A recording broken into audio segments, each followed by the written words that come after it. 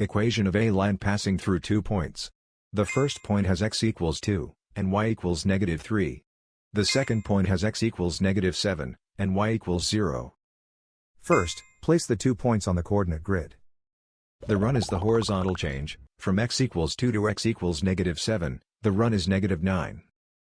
The rise is the vertical change, from y equals -3 to y equals 0, the rise is 3. Slope is rise divided by run, 3 over -9, which simplifies to -1/3. Now draw the line through both points. Start with point slope form, y minus y1 equals m times x minus x1.